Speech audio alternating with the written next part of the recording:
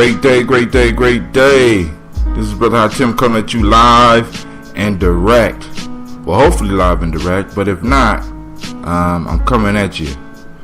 If you are listening to it later, I'd like to thank all of you, whether you're listening live or whether you're listening later on in the day. I'd like to thank you for joining me, for giving yourself permission on Gianni Journey. Today the mile was a little bit, it wasn't hard, but I didn't get the time that I need to be getting, but I got out there and got my time.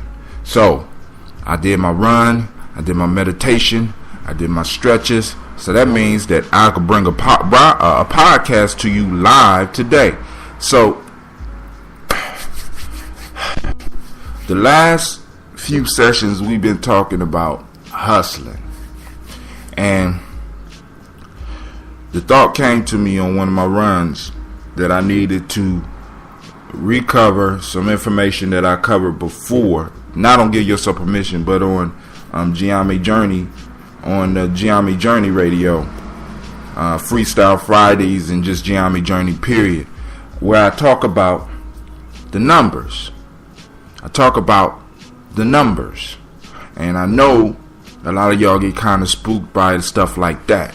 But the thing we have to realize is that we all go through cycles. Life goes through cycles. Like those of you that's been following my picture, my morning picture, I take a picture of a tree. My sister asked me, she said, why are you taking a picture of a light?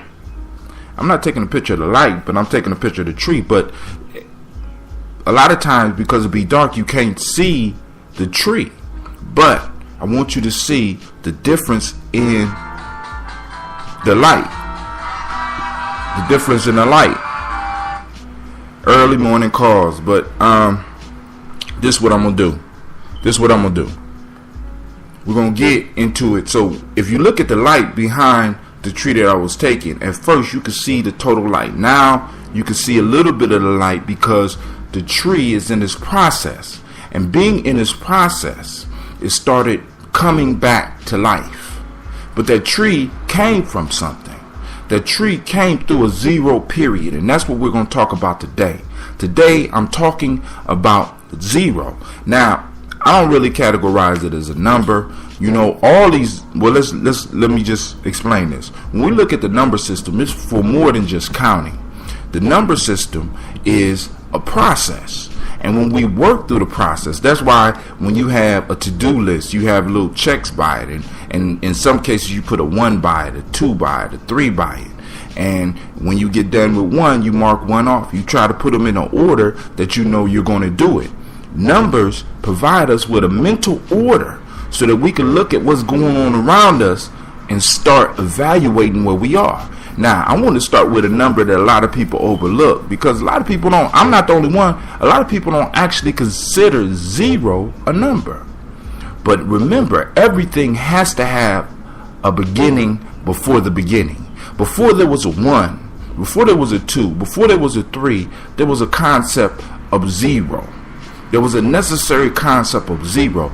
Zero is of course, when you look at it, it's a round circle. But when we look at some of the symbolism of that round circle, that circle is a seed. Now, as with all seeds, we know that seeds are tightly compact. And we know that seeds, when we place them in the ground, they lay up under the ground until they get what they need to be able to emerge. But it all starts at that zero. Check out that zero.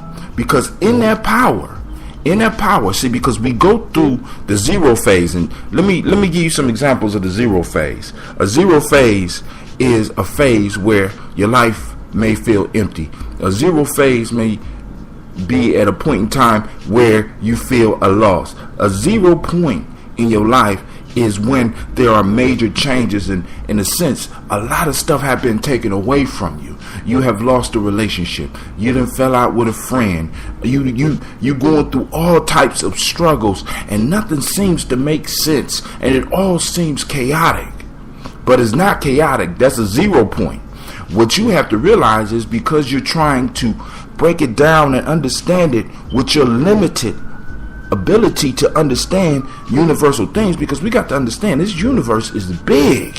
We're just caught on Earth, and when we look at Earth compared to the galaxy, just the galaxy we're living in, it's less than a grain of sand. I said less. We didn't even get on the universal level, because on the universal level, the Earth is less than an atom. Compared to the size and the immensity of the universe, is less than an atom.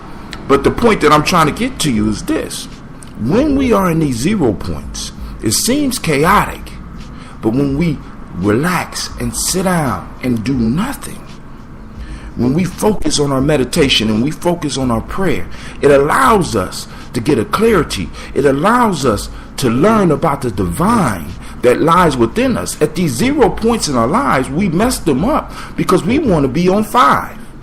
We want to be on 3. We want to be on 8. We want to be everywhere but 0, because it seems so chaotic. It seems so scary. But the piece is, in the 0, it enables us. It empowers us. It gives us permission to be able to face our fears, to face our pains. Anybody that's been addicted to anything, you know about the 0 point, because every time you slip up, you go back to 0. You go back to 0. You got to reevaluate who and what you are. And when you start doing that, rather than trying to be on 1, rather than trying to be on 2, rather than trying to fix that relationship outside yourself, rather than trying to compensate for the death that may have occurred in your life, rather than running right out and trying to find another job, you need to embrace the moment of that 0, so that you could get in tune with the divine that lies in you.